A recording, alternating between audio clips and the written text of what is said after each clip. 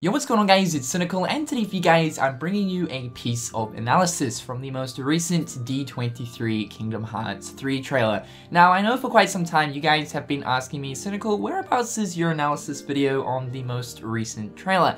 As you guys should probably know, for all of the Kingdom Hearts 3 trailers thus far, I have done an analysis where step by step we just analyze each different bit of content displayed to us within the trailer itself, and this has always been a reoccurring thing.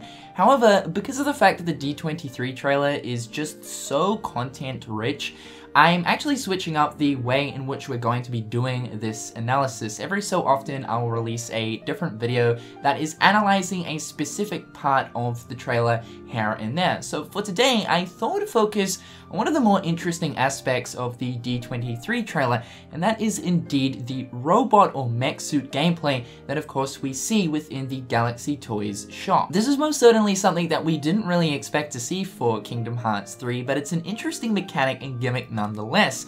So today for you guys, I thought we'd sit down and analyze exactly how this mechanic is used. Now it should be noted that Gigas is a brand new robot character within Kingdom Hearts 3 exclusive to the world of Toy Story, and he's not only an enemy that we'll of course be versing alongside the Heartless within the world of Toy Story, but he is also used as a gameplay mechanic, which is actually something a little bit different. Now from what we can gather from just looking at the footage within the D23 trailer, once we defeat one of these Gigases, essentially we can then press triangle to then jump into the suit and control it for ourselves. Judging by this scene right here, we can clearly see that Sora is up against a Gigas, and you guys will notice that the health bar for Gigas is actually very, very low. Considering the fact that these are massive robots, it's surprising to see that they have such a small health pool. So it would seem that we don't really have to put too much effort into, obviously destroying these robots in order to control them. Once the robot's health has depleted, the robot will then go idle, obviously not alive and possessed, trying to kill us. From there, the triangle prompt will pop up, and we can then jump into the robot suit and main it for ourselves. Now once we jump into the mech suit itself, as you guys can clearly see, the heads up display completely changes, and it almost gives us that sort of perspective that we're kind of looking through Sora's eyes as he's sitting in the pilot seat of the mech suit. I think this is a really cool little attention to detail sort of thing, so nice touch, Square. As you guys can clearly see, we have the health gauge to the bottom right. We've also got a slightly different looking command menu to the left, and we've also got this big yellow gauge right here. So first of all, let's talk about this yellow gauge here and exactly what it's actually used for. Throughout the gameplay sequence of the mech suits, we can actually see this yellow gauge actually being depleted from Sora clearly using some sort of an ability within each of the mech suits. It would seem that the yellow gauge is the resource for, one, using the jetpack. We can clearly see a sequence where Sora is actually hovering in the air within the blue mech suit, and every time he gains a little bit of altitude, we can clearly see a tiny bit of the yellow gauge slowly depleting. Within the red mech suit, we also see Sora using a sort of dash attack, which I gather is Danger Dash as it's clearly labeled on the command menu. When Sora performs this dash, we can also see pretty much all of the gauge itself fully depleted. But then you'll notice that over half of the gauge is actually grayed out and quickly recovers to that halfway point. So it would seem that Danger Dash doesn't in fact actually use all of the yellow gauge, but rather depletes it entirely for a few seconds and then restores itself to about halfway. And then finally, towards the end of the gameplay sequence, when Sora is in the purple suit, we see Sora using a sort of dodge move, almost kind of like Quick Step, but for the mech suit. And when he performs this, it depletes a small part of the yellow gauge. So it would seem that this yellow gauge is for a few different things, most notably using the jetpack, Danger Dash, as well as dodging. Now let's move along to the different Gigases that we actually come across within Galaxy Toys. You guys might notice that we actually come across 3 different colored robots. One is blue, one is red, and one is purple. Now, at first, it would probably seem like there's these different colors just maybe to add a little bit of variety so that we're not constantly seeing the same colored robot. But in fact, there's actually gameplay differences for each different robot. Tetsuya Nomura actually confirmed this within a recent interview. He's mentioned that there are different robots for Gigases, and the fact that each robot actually plays slightly differently. Now, you guys will notice that when we're inside of the blue mech suit, For the most part, all of the commands are the exact same. We have Blaster, Punch, Booster, Danger Dash, and Eject, and we can use all of these abilities across the different Gigases that we have access to. However though, within each mech suit, at the very top of the command menu, we actually have a special ability. And for each different colored mech suit, there is a different special ability. So let's start off with the blue mech suit. The blue mech suit has access to an ability known as Exploder, which consists of the mech suit shooting a bunch of mortar-like projectiles into the air to come raining down on the enemies below. It would actually seem like a smart idea to actually use both the jetpack as well as Exploder together, being up in the air to give you that sort of aerial advantage to rain hellfire down on the enemies below you. As you guys can notice as well, once we use the special ability, we can then see a sort of cooldown loading bar,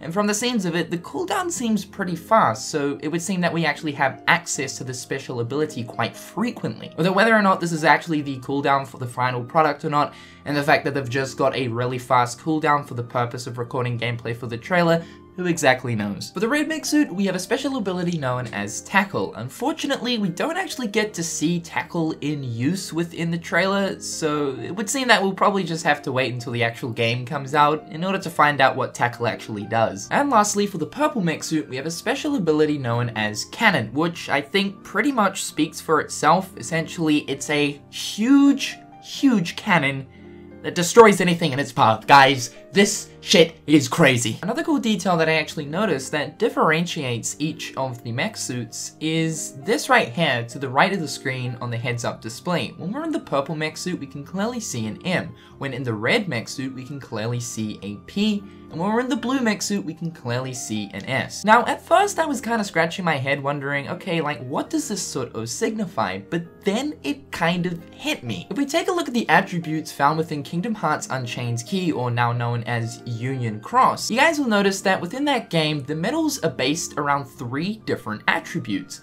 power, magic, and speed. And of course, when looking towards these letters that are labeled on the 3 different mech suits within the Toy Story world, they are M, P, and S: magic, power, and speed. Now, this is just a wild guess, but I don't think this is a coincidence. It would seem that the red mech suit is based around the attribute of strength, the purple mech suit is actually based around the attribute of magic, and that the blue mech suit is actually based around the attribute of speed. Now, we clearly see within the gameplay of the red mech suit, we can see some sort of hand-to-hand combat, even though we know punch is a command across all 3 of the mech suits. But tackle definitely seems more so on the side of power. When looking towards the purple mech suit, we see a lot of gameplay with them using the blaster, you know, obviously the gun. And of course, once again, the blaster is found across all 3 mech suits. But then again, the special ability known as Cannon would seem more so on the side of a magic attack. And then finally, with the blue mech suit, we actually see a lot of gameplay of that suit actually using the jetpack, being very agile and moving all around the place, which sort of, to me, seems like it's more based around speed. Now, it's not entirely confirmed whether or not the blue mech suit is the only one that can actually use the jetpack, but from the seams of it, its special ability, Exploder, coincides a lot with the use of the jetpack as well. So I'm gonna go out on a whim here and say that the jetpack is probably only usable within the blue mech suit. And the final thing that helps distinguish the 3 different mech suits is most certainly the reticle on the heads-up display. Across all 3 of the mech suits, you guys will notice that they all look different. So when looking towards the red one right here, you guys will notice that the reticle is circle, and we've got these 2 lines on the side. Now, I believe that the lines actually help assist with the special ability that is attached to that specific mech suit. So for the red one right here, we have Tackle, which I gather this right here helps us assist with the amount of space we can cover when using Tackle. And this leads me to believe that Tackle is a sort of charge ability that will most likely grab the enemy and tackle it. Pretty self-explanatory, I think. When looking at the blue mech suit, we then have a triangle reticle right here in the middle, and on either side, once again, we have the lines, but the lines look different. And once again, I think these lines help assist us with using the mortar type special ability that is attached to the blue mech suit, which of course is known as Exploder. This gives us an indication as to whereabouts we can expect the projectiles to land on the ground. And lastly is the purple mech suit. Once again, it has a different reticle with a diamond looking type reticle, which is pretty cool. The lines are there once again, but do look different and help assist with the special special ability that is attached to the purple mech suit, obviously known as cannon. This kind of gives us an idea as to the area in which the explosion will cover when of course we shoot the cannon. And the last thing to cover is the basic abilities and commands that we can use across all three mech suits, these being Blaster, Punch, Booster, Danger Dash, and Eject. So first things first, let's start off with Blaster. Blaster is clearly the projectile-based gun ability that can obviously be used across all three mech suits. We see a lot of this gameplay, so yeah. Next up is Punch, which is pretty self-explanatory. We are able to do a punching sort of attack within the mech suit. The next ability is Booster. Now, I'm not entirely too sure what Booster really is. I kind of think that it might be to do with the dodging mechanic that, of course, we see the purple mech suit using. Next is, of course, Danger Dash, in which we see the red mech suit utilizing. And finally is Eject, which obviously ejects us out of the mech suit and we return to the normal gameplay of Sora. So that is pretty much it, guys. That is my in-depth analysis of the Gigas Mech Suit gameplay that we got in the most recent trailer. And I just gotta say, this mechanic is looking absolutely amazing. I think we're going to have a lot of fun jumping into these mech suits. It's really cool to know that there is a bit of variety when it comes to these robots. It's not just one mech suit, but rather we actually have 3 different mech suits that all play in a different type of style. This is most certainly unexpected, but cool nonetheless. Now guys, in the comment section down below, let me know your thoughts and opinions towards the mech suit. Do you like the idea of this? Would you prefer it not to be in Kingdom Hearts 3? I would love to know, but until next time guys, I'll catch you later. Peace.